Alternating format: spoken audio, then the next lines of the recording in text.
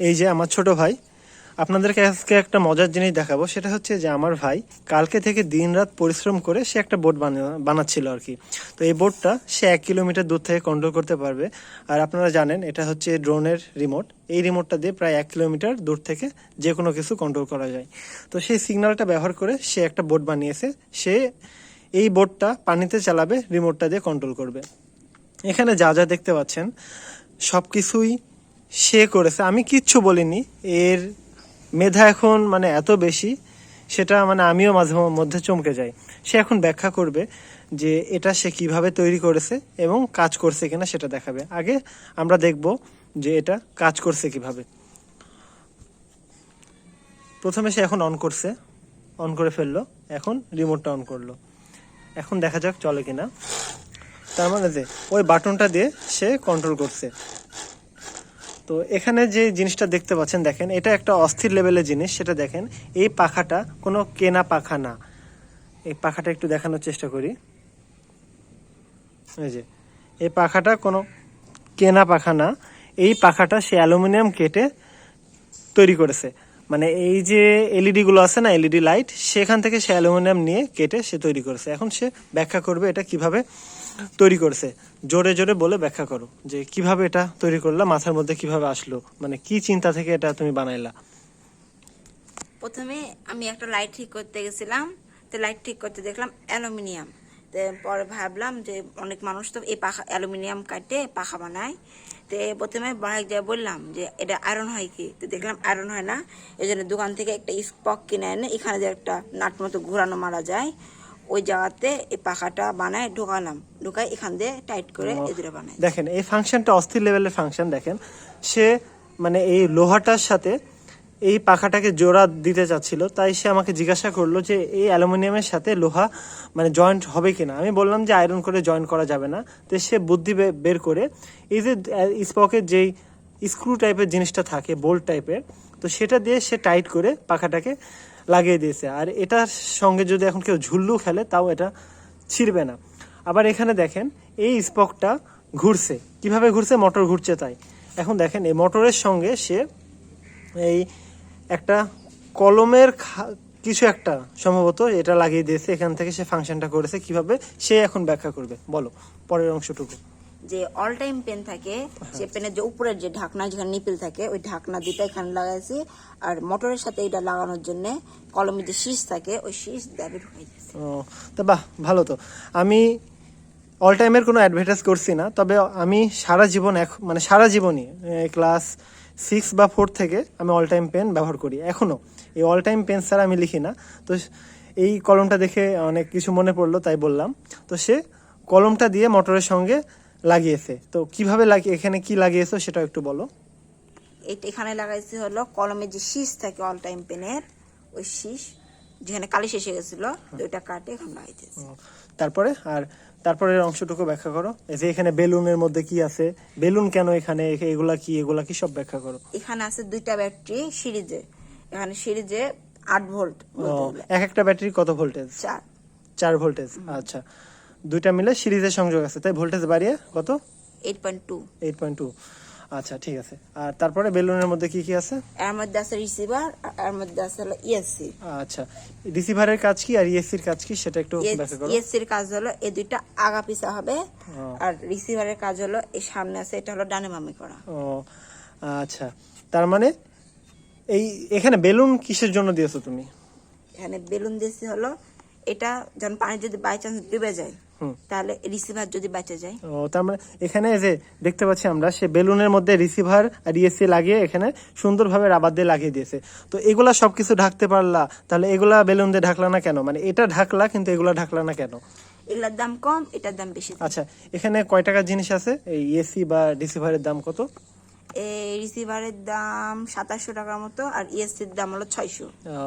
তার মানে এই 2700 আর 600 টোটাল প্রায় 3300 টাকার মতো সে সেভ করার জন্য এটা বেলুন দিয়ে ঢেকে দিয়েছে। তো ভালো, বেশ ভালো। আমরা চালানো দেখবো। আর কিভাবে মানে কন্ট্রোল হচ্ছে, মানে রিমোটটা থেকে কিভাবে সিগন্যাল পাঠিয়ে এই মোটরটাকে ঘোরাচ্ছ আর সার্ভোটাকে ঘোরাচ্ছ সেটা একটু বলো। এখানে যে রিসিভার আছে, প্রথমে যে আমি ডানে বামে করছি, এই লাইনটা রিসিভারের কাছে যাচ্ছে, আর রিসিভার এর সাথে ইএসসি সংযুক্ত আছে, ওই ইএসসি সিগন্যাল পায় এই মোটর দুইটাকে ঘোরাচ্ছে। আর সার্ভোর সাথে আছে, সার্ভো ইএসসিতে এই রিসিভারে আছে। আচ্ছা, সার্ভোর কাজ কি? সার্ভো হলো ডানে বামে। ও, তার মানে এটা একটু ডানে বামে করে দেখাবা? আচ্ছা, এটা দেখেন, সে রিমোট দিয়ে এটার এই অ্যাঙ্গেলটা কম বেশি করছে, আর তাহলে এই অ্যাঙ্গেলটা কম বেশি যদি করে তাহলে তার নৌকাটাও দিক পরিবর্তন করবে। এখন আমরা পানিতে যাব এবং দেখব যে আসলে চলছে কিনা। চলেন একটু ঘুরে আসি। এখন আমরা দেখব পানিতে চালিয়ে, এই গর্তে আমরা চালিয়ে দেখব।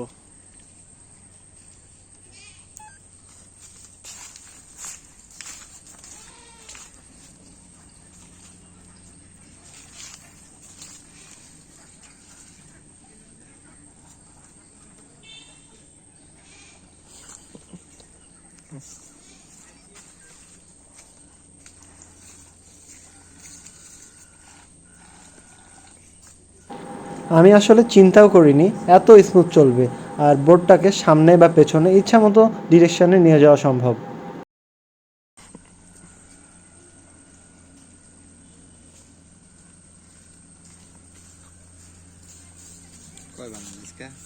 রাত থেকে বানাইছে।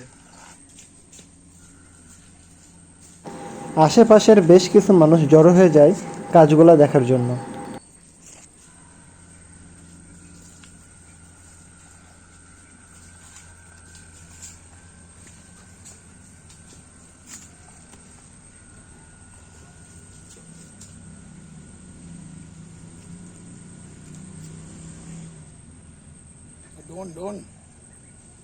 Drone না, no boat.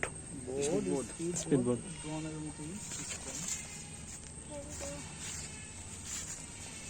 লিয়ানো চলে যাবো।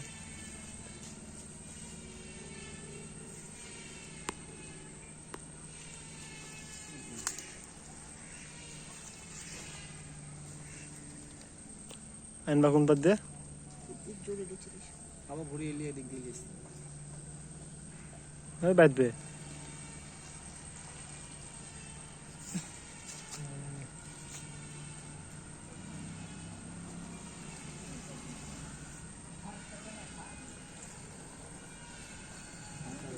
কিছু বাজেছে না?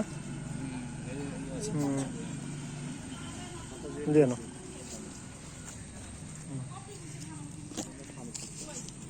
তুলো, হয়ে গেছে। এখন পর্যন্ত এই যতগুলা বোট বানিয়েছে সব থেকে ভালো বোট এটা, কারণ এটা আজকে এত স্মুথ চললো সেটা আপনারাই দেখতে পেলেন। মানে অন্যান্য বোট সে এর আগে বানিয়েছে, একটু অ্যাঙ্গেল কম বেশি হয়েছে, বাম দিকে ঘুরতে শুরু করে দিয়েছে বা ডান দিকে ঘুরতে শুরু করে দিয়েছে। তো এই বোটটা একেবারে স্মুথ চলছিল, আর এত সুন্দর চলবে এটাও আমি কল্পনা করিনি। তো যাই হোক, এটা আজকে বলা যায় মোটামুটি ভালো একটা সফলতা আসছে তার। তো একদিন সে খুব ভালোভাবে পরিশ্রম করে এটা করলো। আর একটা জিনিস বলার জন্য ভিডিওটা মানে আবার শুরু করছি, সেটা হচ্ছে পাখা বানানোর আইডিয়াটা কিভাবে আসলো সেটা বলো। পাখা বানানোর আইডিয়াটা আমাকে আব্বু এই কারা কম্পাস চালানো শিখেছিল। তো কারা কম্পাস চালানো আমি পারতাম না, তো এটা কারা কম্পাস চালাচ্ছিলাম, তো গোল করলাম, যে বাহিরে যে দাগটা থাকে ওই দাগ থেকে ফুটা করে একবার মারলাম, তো দেখছি পাখার মতো হয়ে গেল। যে তখন যে 6টা হলো ওরকম, যে 6টার মধ্যে 3টা কাটে এরকম পাখা হয়ে গেল। তার মানে আপনারা কথা বুঝতে পারলেন কিনা আমি জানি না, একটু এক্সপ্লেন করি, কারণ ওর কথা তো অত মানে গোছানো না। আসলে আব্বু ওকে জ্যামিতির যে কাঁটা কম্পাস থাকে সেটা চালানো শেখাচ্ছিল, ঘুরিয়ে ঘুরে যে গোল গোল বৃত্ত দিয়ে ডিজাইন করে সেই কাঁটা কম্পাস। তো সে সেটা ঘোরাতে ঘোরাতে দেখলো, মানে বিভিন্নভাবে বিভিন্ন জিনিস ট্রাই করতে করতে দেখলো যে একটা পাখার মতো শেপে চলে আসছে। তারপরে সে একটা পাখা তৈরি করে ফেলেছে। আসলে আইডিয়াগুলো এভাবে অ্যাপ্লাই করা উচিত। শিক্ষা জিনিসটা এরকমই যে আমরা শিখবো, শেখার পরে সেটা অ্যাপ্লাই করব। যতটুকু শিখেছি ততটুকুতেই খুশি থাকলে চলবে না। আমরা যতখানি শিখবো সেটা নিয়ে ভালো কিছুতে অ্যাপ্লাই করব। এটাই হচ্ছে আপনাদের আজকের মেন মেসেজ। তো যাই হোক, আজকের মতো এ পর্যন্তই। ইনস নাজ ইমতিয়াজ আউট।